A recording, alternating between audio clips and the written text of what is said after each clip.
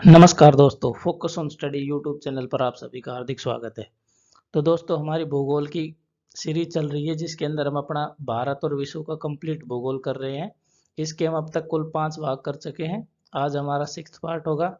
6th part के अंदर हम अपना पढ़ने वाले हैं स्थलमंडल, चट्टान के बारे में और विभिन्न प्रकार के जो बल होते हैं उनके बारे में पढ़ेंगे। तो चलिए वीडियो शुरू करते हैं। सबसे पहले पढ़ते हैं हम पृथ्वी की संरचना कैसे हुई। पृथ्वी क्या है, हमारी बहुत सारी केंद्रीय परतों की बनी हुई है, ठीक है। और जब पृथ्वी का निर्माण हो रहा था तो जो भारी पदार्थ थे जैसे लोह हो गया, निकिल हो गया, ये तो क्या हो गया, हमारे केंद्र की तरफ जाने लग गए। और जो हल्के पदार्थ थे वो क्या हो गए, बाहर की ओर जमा होने लग गए, जैसे सिलिकॉन हो गया, एल्युमिनियम हो गया। पृथ्वी की हमने कुल कितनी परतें मानी गई है, मुख्यतः हमने 3 परतों में बांटा है पृथ्वी को। कौन सी, जो सबसे भारी होती है हमारी क्रस्ट होती है, दूसरे नंबर पर हमारी मेंटल होती है, और तीसरी हमारी क्रोड होती है। क्रोड को हम कोर भी बोलते हैं, ठीक है। और क्रस्ट को भूपर पट्टी भी कहते हैं। सबसे पहले आती है हमारी भूपर पट्टी। भूपर पट्टी, भूपटल, क्रस्ट, तीनों नामों से जाना जाता है। पृथ्वी की सबसे बाहरी सतह होती है, इसको हम क्या कहते हैं, क्रस्ट कहते हैं। इसका निर्माण किससे हुआ है, हमारा सियाल से हुआ है। सियाल का मतलब SI से तो हमारा क्या हो गया, सिलिकॉन, और AL से क्या हो गया, हमारा एल्युमिनियम, ठीक है। और सियाल शब्द का प्रयोग सबसे पहले किसने किया था, ये हमारा किया था दिल्ली ने। अगर आपसे पूछ ले सियाल शब्द का सर्वप्रथम प्रयोग किसने किया था, तो उसको उत्तर आ जाएगा हमारा दिल्ली ने। क्रस्ट की मोटाई कितनी होती है, आपसे पूछ ले भाई कितने किलोमीटर तक फैली हुई है, तो ये 0 से 30 किलोमीटर तक की क्या होगी, हमारी क्रस्ट की मोटाई होगी।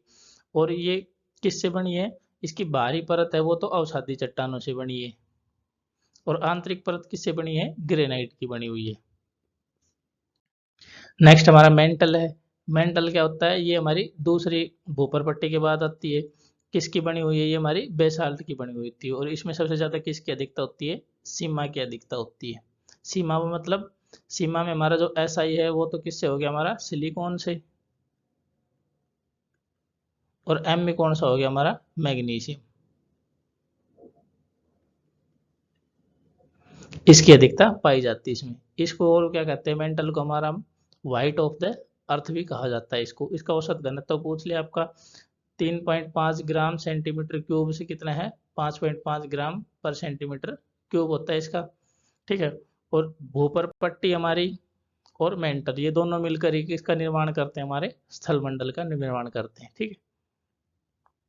स्थल मंडल का निर्माण कौन कौन करते हैं, हमारे भूपर पट्टी हो गया और मेंटल हो गया। नेक्स्ट हमारा क्रोड है। क्रोड यानी कोर, सबसे आंतरिक, किसकी बनी हुई होती है हमारी ये, इसमें निफे पाया जाता है सबसे ज्यादा। निफे बोले तो NI से तो क्या हो गया, हमारा निकिल, और Fe यानी कि लोहा। सबसे ज्यादा लोहा और निकिल मिलता है इसमें। और कितना तक है ये, 2900 से लेके पृथ्वी के केंद्र तक विस्तृत है। इसमें घनत्व पूछ ले तो आपका 11 से 12 ग्राम पर सेंटीमीटर क्यूब तक है इसका घनत्व।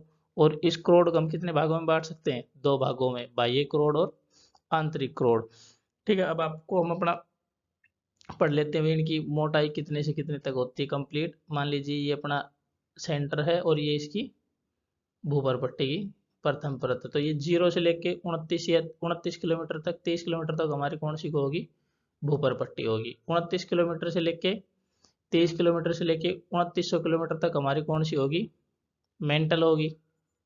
और इससे नीचे कौन सी होगी, 2900 से लेके सबसे आखिर में कितना हो जाएगा हमारा, 6371, ये कौन सी होगी, हमारी क्रोड होगी, सबसे आखिर की परत। इसमें तो सबसे पहले कौन सा होता है, क्रोड में तो हमारा निफे पाया जाता है, निकिल और लोहा। इसमें क्या होता है हमारा, सीमा, सिलिकॉन और मैग्नीशियम। और इसमें होना कौन सा होता है हमारा, सियाल, सिलिकॉन और एल्युमिनियम पाया जाता है। नेक्स्ट, पृथ्वी के संगठन में क्या क्या चीजें पाई जाती हैं, वो हमारा ऑक्सीजन कितनी पाई जाती है, 46.8 पाई जाती है। सिलिकॉन 27.7%, एल्युमिनियम 8.1%, लोहा हमारा 5% पाया जाता है, कैल्शियम 3.6% पाया जाता है, और सोडियम हमारा 2.83% पाया जाता है। अब चट्टानों की बात करते हैं। चट्टानें, पृथ्वी का जो सबसे कठोर भाग होता है उसे क्या कहते हैं हम, अपनी चट्टान कहते हैं। बनावट की प्रक्रिया के आधार पर चट्टान को कितने भागों में बांट सकते हैं हम? 3 भागों में। कौन कौन से? आग्नेय चट्टान, अवसादी या परतदार चट्टान, और तीसरी हमारी कौन सी होगी? कायांतरित या रूपांतरित चट्टान। आग्नेय चट्टान कौन सी होती है? इनका निर्माण ज्वालामुखी उद्गार के समय निकलने वाले लावा से होता है, ठीक है, जो पृथ्वी के अंदर या बाहर ठंडा होकर जम जाता है। जैसे फॉर एग्जांपल हमारी ग्रेनाइट होगी, बेसाल्ट होगी, ठीक है, पेग्मेटाइट होगी आदि। ये चट्टानें हमारी कौन सी होती हैं? आग्नेय चट्टानें होती है। ये चट्टानें कैसी होती हैं? परत रहित होती हैं, परत नहीं होती इनमें, ठीक है, कठोर होती हैं, और इनमें जीवाश्म नहीं पाए जाते, जीवाश्म रहित होती है। इन चट्टानों में लौह और मैग्नीशियम युक्त क्या पाए जाते हैं? सिलिकेट खनिज पाए जाते हैं। और ये बेसाल्ट चट्टान होती है, ठीक है, उसके चरण क्षरण से यानी उसके अपक्षयन से किसका निर्माण होता है? हमारा काली मिट्टी का निर्माण होता है। और काली मिट्टी में सबसे ज्यादा क्या पाया जाता है? हमारा लोहा पाया जाता है। और पैगमाइट शैलों के क्षरण से क्या होता है? अभ्रक मिलता है। ये कहाँ पे? झारखंड की जो कोडरमा की खान है ना, उनमें पाया जाता है हमारा। अगली है विभिन्न प्रकार की आग्नेय चट्टानें। जो आंतरिक आग्नेय चट्टान यानी जब लावा या मैग्मा क्या होता है? गर्म होकर पृथ्वी के बाहर नहीं निकलता, अंदर ही जम जाता है ठंडा होकर, तो ये चट्टानें बनती है हमारी। कौन कौन सी हैं? डाइक। डाइक कौन सी चट्टान होती है? जब मैग्मा ऊर्ध्वाधर तल में ही जम जाता है, यानी नीचे ही ऐसे फ्लैट, सॉरी, ऐसे खड़ा हुआ जमता है, तो कौन सी चट्टानों का निर्माण होता है? हमारा डाइक का। सिल, जब मैग्मा कैसे क्षैतिज या समानांतर परतों में जमता है, समानांतर यानी ऐसे लंबे में जमेगा, तो कौन सा होगा? हमारा सिल का निर्माण होगा। लेकोलिथ कौन सी होती है? जब मैग्मा गुंबद या लेंस आकार में जमता है हमारा, तो कौन सी चट्टानों का निर्माण होता है? लेकोलिथ चट्टानों का निर्माण होता है। बैथोलिथ चट्टानें कौन सी होती हैं? पृथ्वी के आधार पर मैग्मा का जमा होता है, तो कौन सी होती है? हमारी बैथोलिथ चट्टानें होती हैं। लेपोलिथ चट्टानें कौन सी होती हैं? जब मैग्मा जमकर कैसा आकार जमा कर लेता है? हमारा तस्तरीनुमा आकार धारण कर लेता है। तस्तरीनुमा यानी ऐसा आकार जमा कर लेगा, तो कौन सी हो जाएगी? हमारी लेपोलिथ चट्टान हो गई। फैकोलिथ कौन सी है? जब हमारा मैग्मा कैसी होती है? लहरदार आकृति में जमता है, तो कौन सी होगी? हमारी फैकोलिथ चट्टानों का निर्माण होता है। ये सारी हमारी कौन सी है? आंतरिक चट्टानें हैं, ठीक है, आंतरिक आग्नेय चट्टानें। डाइक, सिल, लेकोलिथ, बैथोलिथ, लेपोलिथ और फैकोलिथ। अवसादी चट्टानों के बारे में पढ़ते हुए कौन कौन सी होती है हमारी? ये चट्टानों का निर्माण कैसे होता है? आग्नेय चट्टान होती है या फिर जो रूपांतरित चट्टान होती है, उनके अपक्षय और अपरदन से जो पदार्थ प्राप्त होते हैं उनके समूह, यानी जो आग्नेय रूपांतरित चट्टानें होती हैं वो, ठीक है, उनका अपक्षय होता रहता है, और जो अपक्षय हुए पदार्थ इकट्ठे होते रहते हैं उनसे हमारी कौन सी चट्टानों का निर्माण होता है? हमारी अवसादी या परतदार चट्टानों का निर्माण होता है। ये परतदार होती हैं, इनमें जीवाश्म पाए जाते हैं। उदाहरण देख लीजिए, बलुआ पत्थर की होगी, चूना की होगी, स्लेट की होगी, कॉन्ग्लोमेरेट होगी, नमक हो गया, शैलखड़ी आदि की चट्टानें।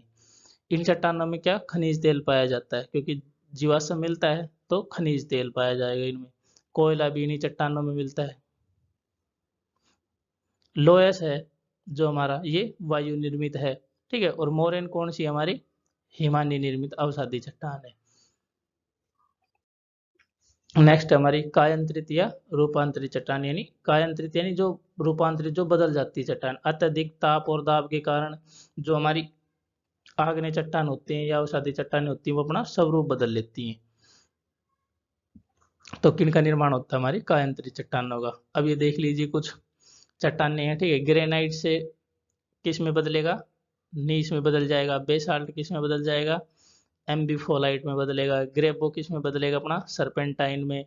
बालू पत्थर क्वार्टरजाइट में बदलेगा। चूना पत्थर हमारा संगमरमर में बदलेगा। डोलोमाइट भी संगमरमर में बदलेगा।